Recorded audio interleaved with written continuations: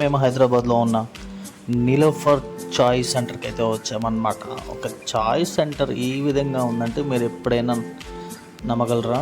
అయితే నేను అవాకయ్యా అనమాట. నీలోఫర్ అనేది ఒక ఫేమస్ చాయ్ హైదరాబాద్లో.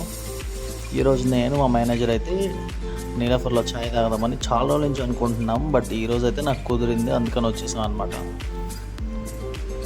లోపలికి రాగానే స్మెల్ అయితే ఎక్సలెంట్ ఉంది భయ్య. హోటల్ కూడా ఫుల్ రష్గా ఉంది. మంచి మంచి స్వీట్ స్మెల్ అయితే వచ్చినాయి. చూడండి ఎంత ఫుల్ రద్దీగా ఉందో.